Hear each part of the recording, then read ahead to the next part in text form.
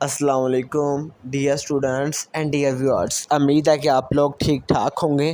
Dear students, आज आप लोगों के साथ में अल्लामा इकबाल ओपन यूनिवर्सिटी का course code 404 subject name Urdu का गेस्ट पेपर आप लोगों के साथ शेयर करूंगा। Dear students and dear viewers, आप लोगों से रिक्वेस्ट है, फर्दर अपडेट के लिए आपने हमारे यूट्यूब चैनल को सब्सक्राइब लाजमी करना है। अगर आप लोग यही अपडेट हमारे व्हाट्सएप ग्रुप पर भी हासिल करना चाहते हैं तो डिस्क्रिप्शन में दिए लिंक से हमारे व्हाट्सएप ग्रुप को ज्वाइन करें ताकि आप लोगों को अल्लामा इकबाल ओपन यूनिवर्सिटी की आने वाली जो है हर लेटेस्ट अपडेट वक्त पर मिलती रहे। फर्दर अपडेट्स के लिए सब्सक्राइब करना लाजमी है। तो dear students and dear viewers, आज हम बात करने वाले हैं 404 के गेस्ट पेपर के बारे में। अगर जो चीज़ें आप लोगों से मैं बताऊंगा, अगर आप उनको जस्ट क्लियर कर लेते हैं, बुक को एक साइड पे छोड़ दें, तो 100% गारंटी देता हूँ आपका कंप्लीट पेपर अटैम्प्ट होगा प्लस अच्छा ग्रेड भी आएगा।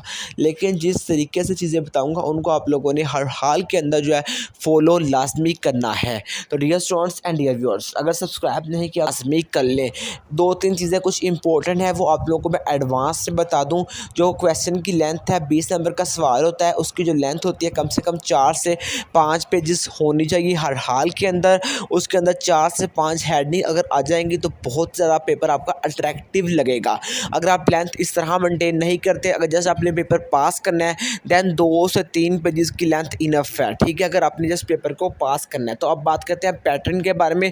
100 नंबर का पेपर होगा। ठीक है जी, 100 का पेपर होगा। टोटल 8 सवाल आएंगे, 5 अटैम्प्ट करने होंगे। ठीक है, इनके 8 में से 5 जिनकी चॉइस होती है।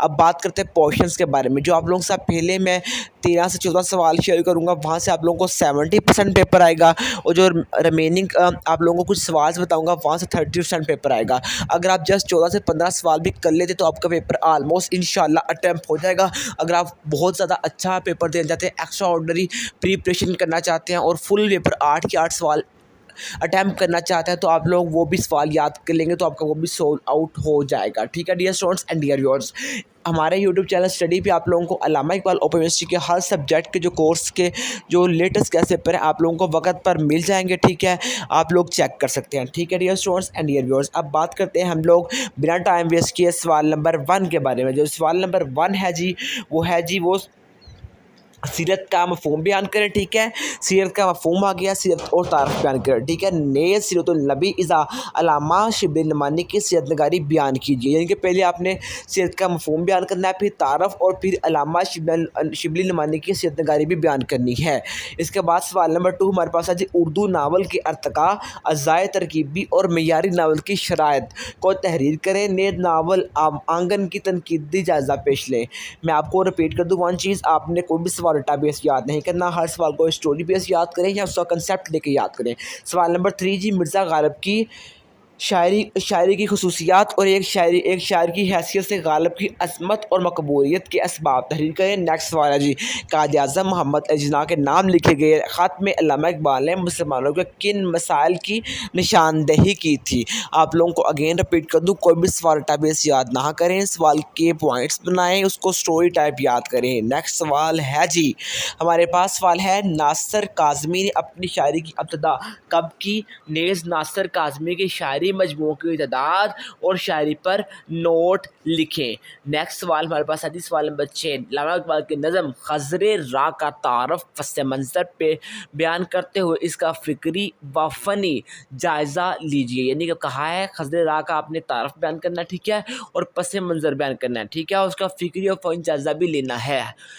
उसके बाद ये स्टूडेंट्स हमारे पास सवाल जो है जी, इस पर आप मदरजा झैल पर नोट आ सकता है। बाज़ दफ़ा वो 1 पे नोट देता है, बाज़ दफ़ा 2 पे नोट देता है, बाज़ दफ़ा तीनों में से बोलता है 1 पे नोट आप लिखें। तो आ सकता है फैज़ की नज़म नगारी, मजमून और अनशिया का फ़र्क। उसके बाद नेक्स्ट सवाल है, डॉक्टर वज़ीर आगाज़ की नशाइया नगारी। ठीक है डियर स्टूडेंट, इसके बाद हमारे पास सवाल है नेक्स्ट, अफसाना जो है हमारे पास वो है जी, अफसाना काया कलब की कहानी का तनकीदी नोट लिखें। जो अफसाना है ना उसका काया कलब, उसको आपका कहानी का तनकीदी नोट आपने लिखना है। ठीक है, उसके बाद वज़ीर आगा के अंशाइया बेतरतीबी का खुलासा अपने अल्फाज में कलम बंद कीजिए। यानी उनका जो अंशाइया बेतरतीबी का खुलासा आपने अपने अल्फाज में ही सिर्फ और सिर्फ लिखना है। वो आप मैं आपको एक चीज़ बताऊँ तो अगर आप AU अंदर पेपर अपने अल्फाज में अपनी वर्डिंग अंदर लिखते हैं ना, आपका पेपर कभी भी गलत नहीं होगा।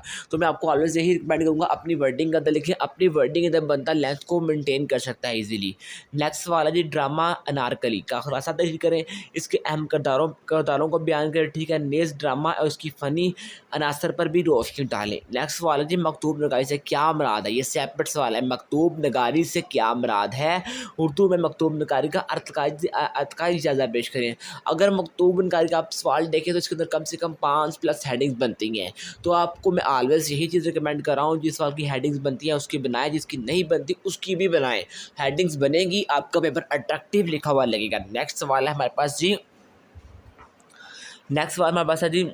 अल्ताफ़ हसन हाली की शायरी पर नोट लिखें, या शायरी में हाली का मकाम और मर्तबा। पहले तो आपने उसकी शायरी पर नोट लिखना है, उसका बाद में मकाम मर्तबा क्या था, यानी कि मकबूलियत क्या थी, ये चीज़ें सारी आपने एडिशनल ऐड करनी है उसके अंदर। नेक्स्ट सवाल हमारे पास है जी, परवेज़ बुखारी और मुश्ताक अहमद यूसुफ़ी की आए मनाज़ा नगारी पर तबसरा करें। यानी कि दो बंदे हैं, उनकी आपने मनाज़ा नगारी पर तबसरा करना है। उसके बाद हमारे पास सवाल नेक्स्ट है जी, शिबली नमानी या परवेज़ बुखारी के तर्स बुखारी के असलूब नगाश पर तफसीली नोट लिखें। ठीक है जी, यहाँ पर सवाल जो इसका ये सेपरेट सवाल, दोनों सवाल सेपरेट है, ये ना समझ लीजिए कंबाइंड सवाल है। ये सेकंड सवाल रिपीट करते होंगे, शिबली नमानी या परवेज़ बुखारी के तर्स बुखारी के असलूब नगाश पर तफसीली नोट लिखें हमारे पास। उसके बाद डियर स्टूडेंट्स, नेक्स्ट सवाल है जी, इंतज़ार हसन का तारुफ कराएँ और इनकी अफसाना नगारी का तनकीदी तज़िया पेश करें।